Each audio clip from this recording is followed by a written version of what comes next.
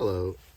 Today I want to show you this Newsweek magazine again, and I've shown it in some of my JFK videos, but I've never really taken a real deep dive into it.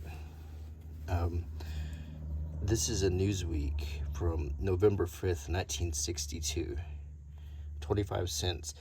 There's a somewhat unflattering picture of President Kennedy on the cover. Keep in mind, this is when he was still alive, obviously, and he was highly criticized by the press. And it wasn't unusual then to show him in a less than flattering light. Even on his last day, when the media was discussing his speeches in Fort Worth, they mentioned saber rattling and the sort of that he was pandering and so forth. So I think it's interesting to see this glimpse of President Kennedy before he was before the assassination, and when he was definitely looked at much more critically. On the back there is an ad for Seagram's VO, which is a whiskey, and so we're going to take a good look at this magazine. There's an ad for Monsanto Company on the inside cover, and it's in color, and it's in that mid-century modern style art.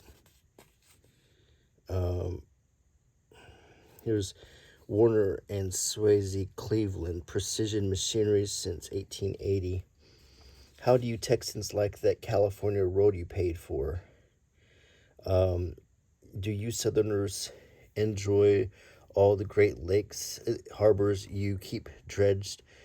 Do you people in Illinois agree you should pay to give New Yorkers a cheaper subway ride? Why not? It's all free. It's federal money, says Washington. Oh yeah, how stupid does Washington think you are? Texas voters are no fools. If they have to pay to buy California votes for someone, they're going to get theirs. Never fear. Out of California and out of Ohio and Alabama and Massachusetts and everywhere else. That's only human nature. So this is interesting.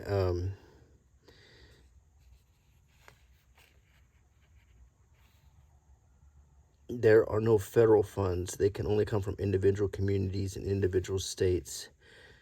And so this is an interesting kind of political take here. Kind of reminds me of things happening now. And the irony is not lost on me of the first sentence here. The nicest things happen to people who carry First National Bank traveler's checks naturally. And the irony I was speaking about is Texas is the state where Kennedy would end up in. And I think it's interesting on the Kennedy cover. And I mean, that's not a huge, crazy coincidence, but it is interesting. There's an ad about insurance, talking about how when you're young you can dive and be fit, but the older you get, the harder it is to get insurance. Here's some ads for VW Beetles. Cheap new, expensive used. It's kind of like a Honda, it has a good resale value. That's what they're talking about here.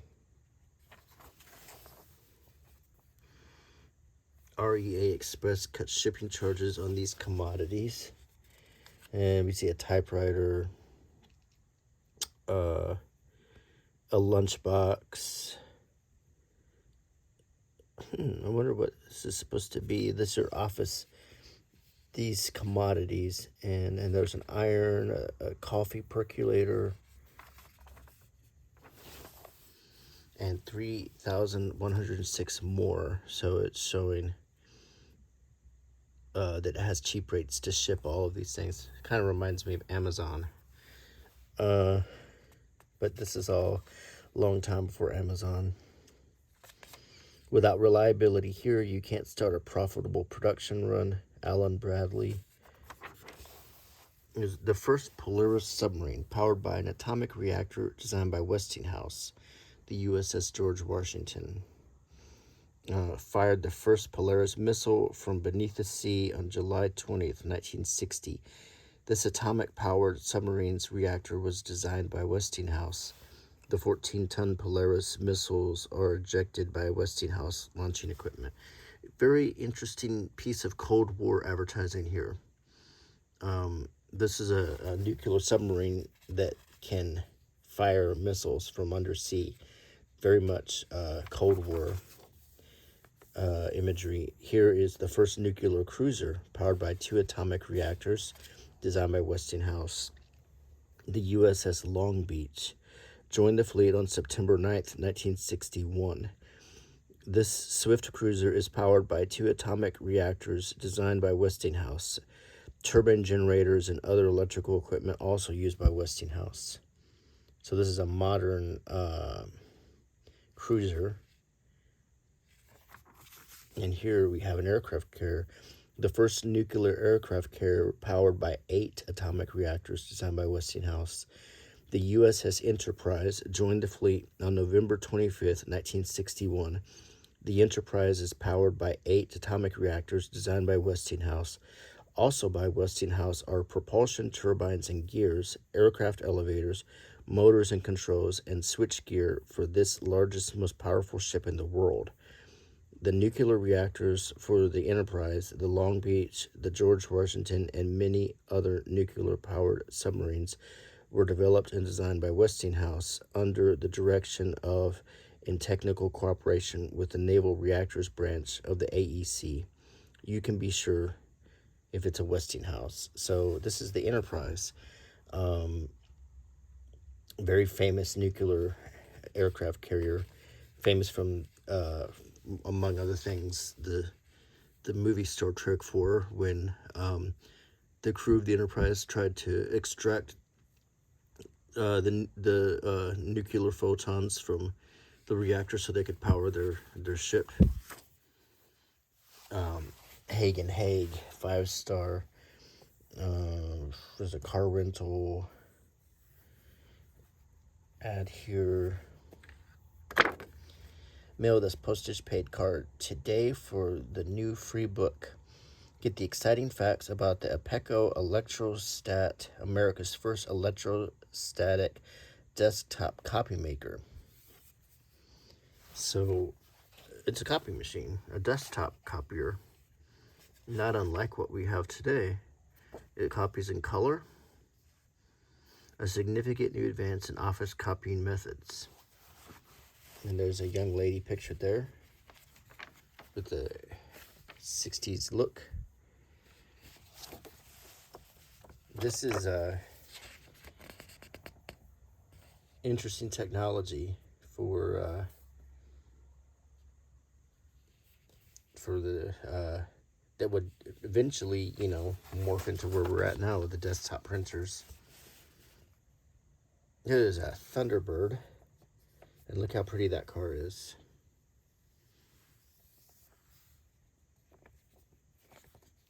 That's a very, very cool car.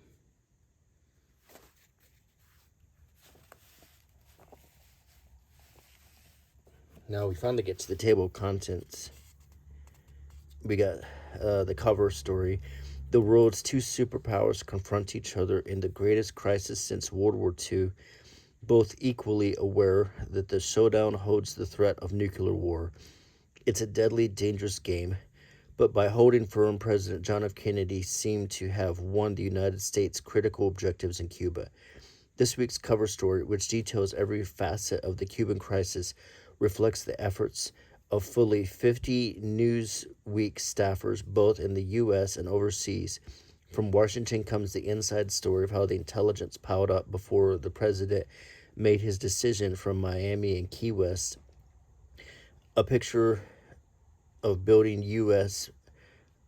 Military might from key points across the nation on analysis of the American mood from foreign bureaus, reaction abroad from the UN, the negotiations attempt. So it was widely accepted that Kennedy was victorious to a certain extent on the Cuban Missile Crisis.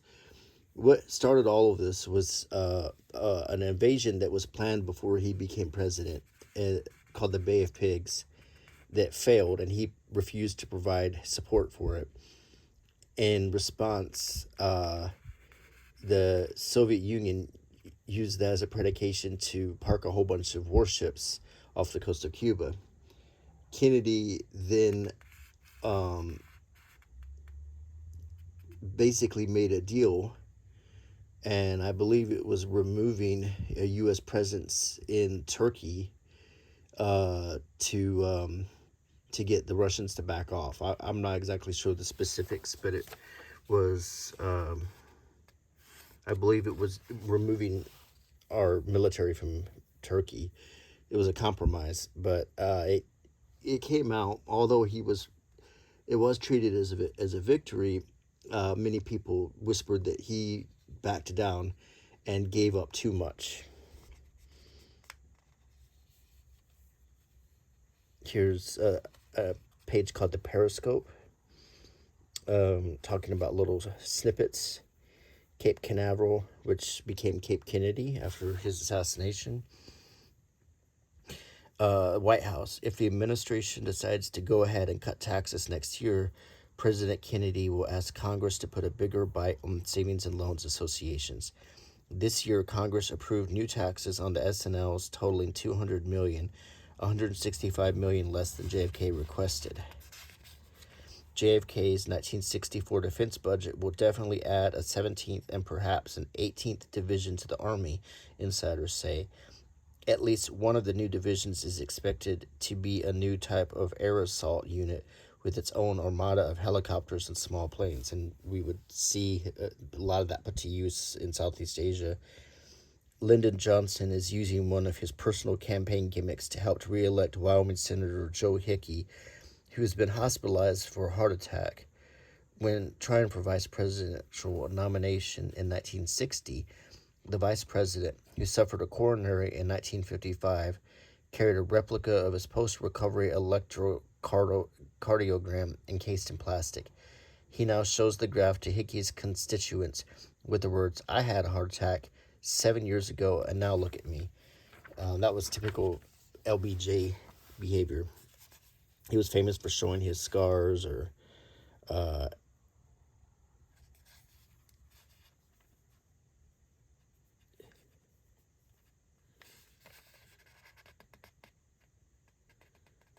some more. The Cuban Missile Crisis, obviously the top story. Showdown and back down. Esteemed Mr. President, I understand very well your anxiety and the anxiety of the people of the United States. In order to liquidate with greater speed the dangerous conflict, the Soviet government, in addition to previously issued instructions for the cessation of further work at the weapons building sites, has issued a new order for the dismantling of the weapons which you describe as offensive, their crating and return to the Soviet Union. We are ready to come to an agreement that representatives of the UN may verify the dismantling of these means. Respectfully yours, Khrushchev, October 28th, 1962. And that's a picture of Khrushchev walking away.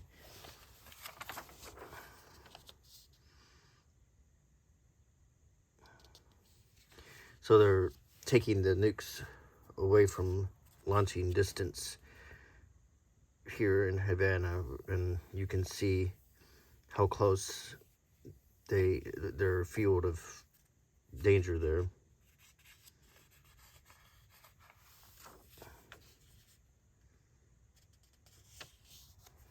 And this story covers the Cuban crisis.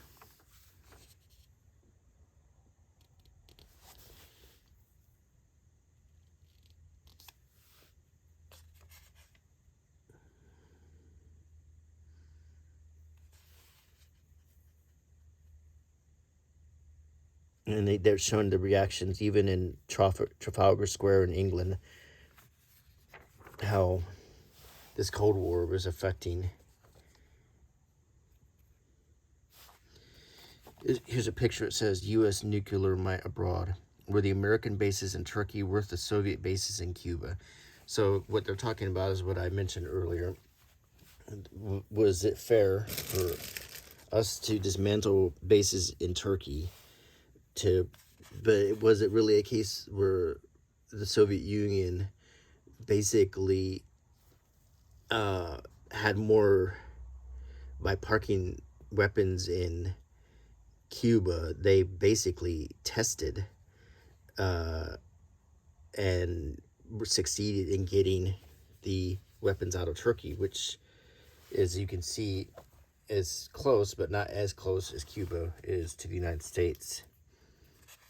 It was a mutual weakening, I guess you could say, but a lot of people were not very thrilled with Kennedy's decision to dismantle bases in Turkey.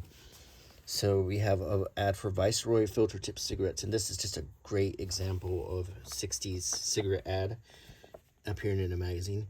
Smoke all 7 filter brands and you'll agree. Some taste too strong, some too light, but Viceroy's got the taste that's right. And we see a cheerleader and a whole bunch of Glee Club members or whatever. And they all look identical. They all look a lot like Dick Sargent from Bewitched. Viceroy. The Baja Run. Where if you think you build a tough truck, you find out. This is in Mexico. The new reliable 63 Chevy trucks. And they're talking about driving it through rough parts of the Mexican landscape. Rocks and remote roads. Here's Benedictine, the biggest French liqueur.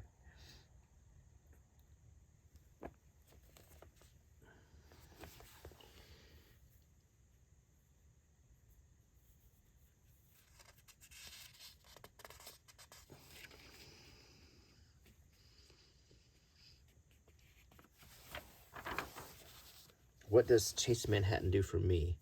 And what does it do for the nation's aerospace industry? And we see a pilot here. Once again, the Cold War fitting into marketing.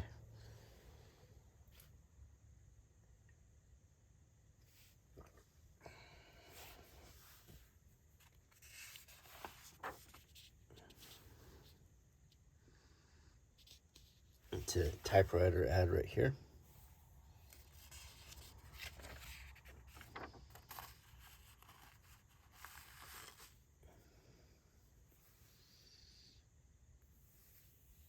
Paul Masson's champagne cup. It's another great car ad for Lincoln Continental. It's just very cool. I love these old ads.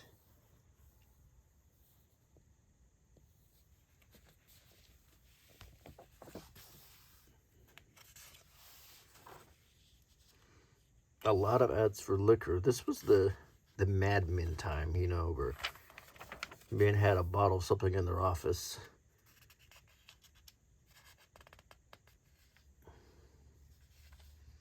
There's an old ad for Cessna. Here's what 2 hours of flight instruction in a new Cessna 150 are like.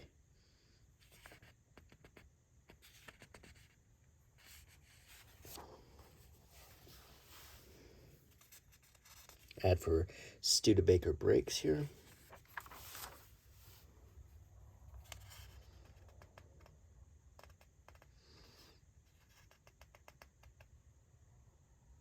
And once again, Cold War marketing. Here's Hooker Chemicals and Plastics talking about how they add components into missiles. A much more modern typewriter right here.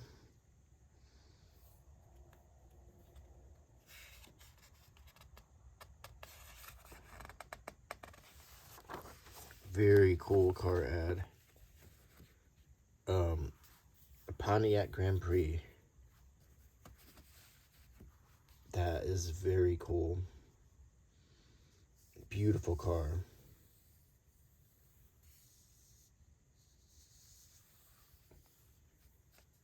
Beautiful ad.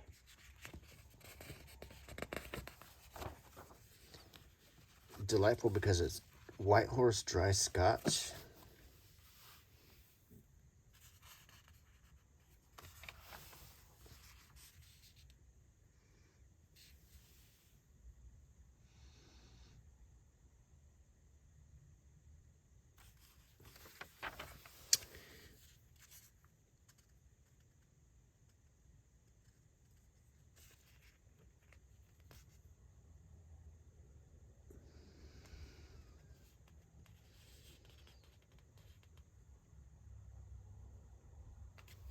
And they're talking about Southeast Asia here and the deadly guerrilla war going on in South Vietnam.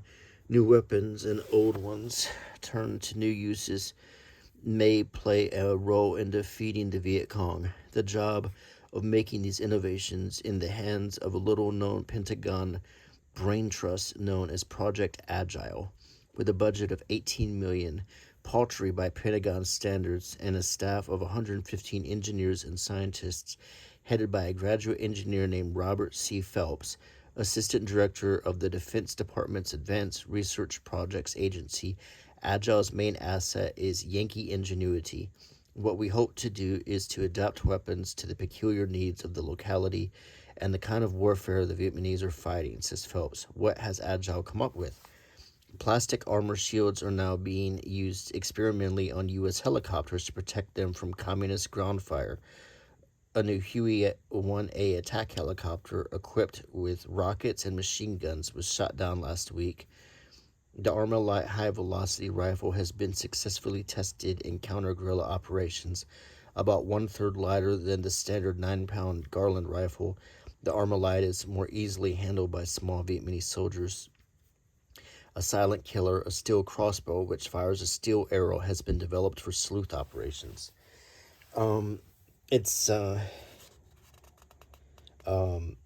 This is the warming up of the conflict in Southeast Asia that would go on even when I was born. It was still going on.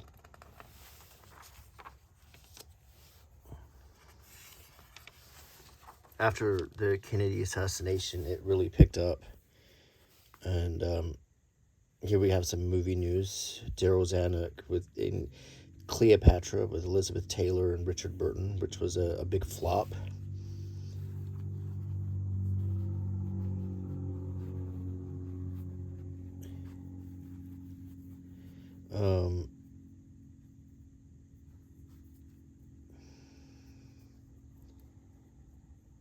Let's see.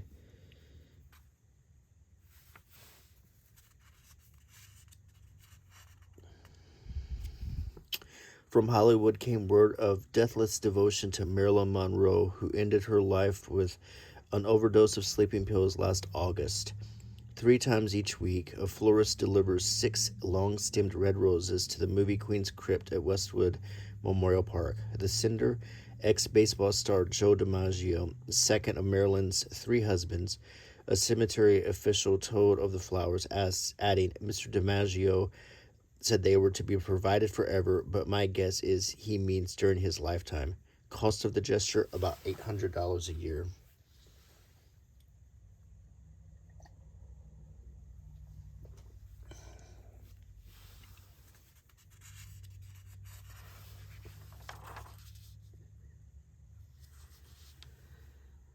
Some sports news.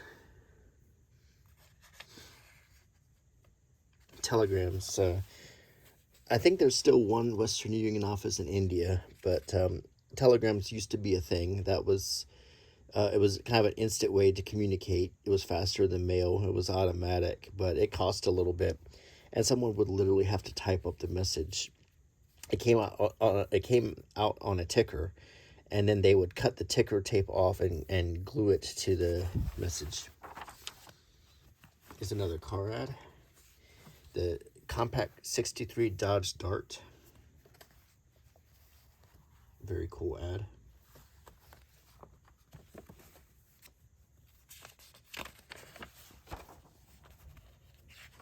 You gotta make a professional daiquiri at home.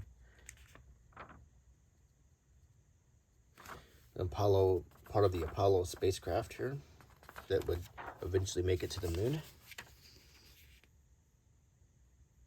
There's Jane Fonda, who would anger a lot of Vietnam veterans a few years after this. When I was in the Air Force, and I joined in 96, there was still a lot of anger for her. I don't know if that's calmed down or not. The Zenith radio.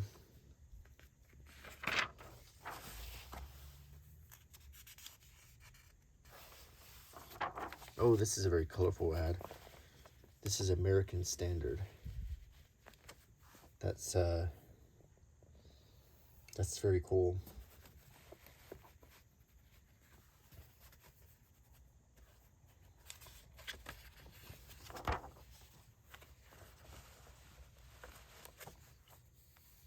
New York Life.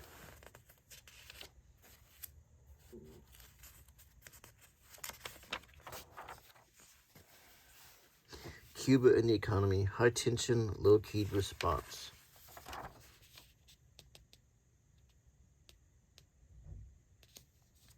Fresh cotton towels eliminate lavatory. You still see these occasionally where you pull the towel down. You see them a lot of gas stations.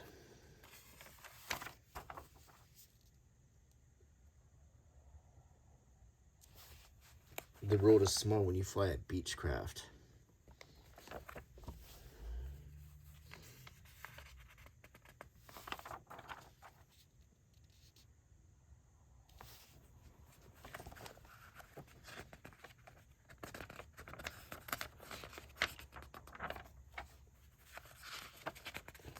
About early laser technology.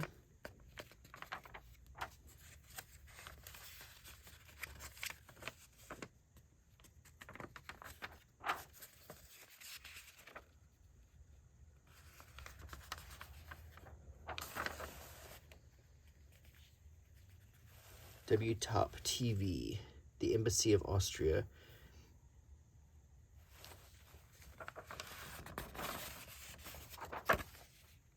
Ad for Old Charter. Here's a card to get some more Newsweek. Dodge reports and construction statistics.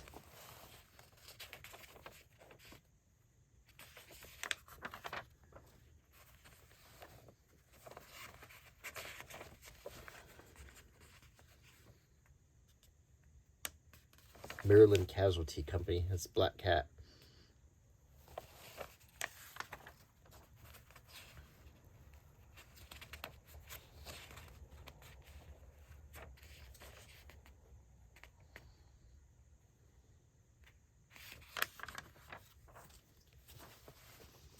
Some ads for traveler's checks, Mazola margarine,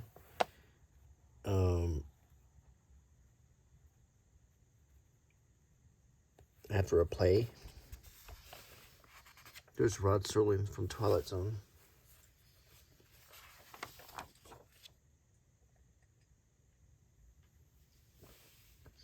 He's patrolling the city limits, ours. This is an ad for USO.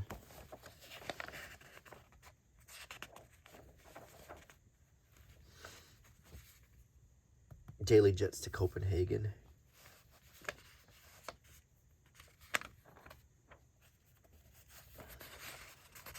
Terrence Stamp. You might recognize him as General Zod from Superman. Lots of other movies. He was even in Star Wars. Very young here.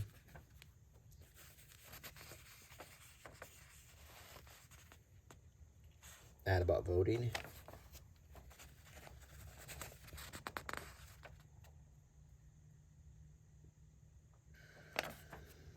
And another ad for, this looks like champagne, Asti Gancia.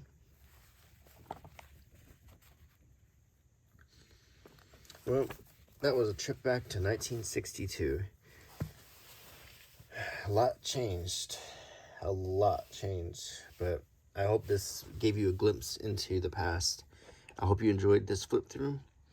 And I hope you like my channel. Please consider subscribing, leaving a comment, clicking the bell icon. All of that helps very much. I'll see you again soon. Bye.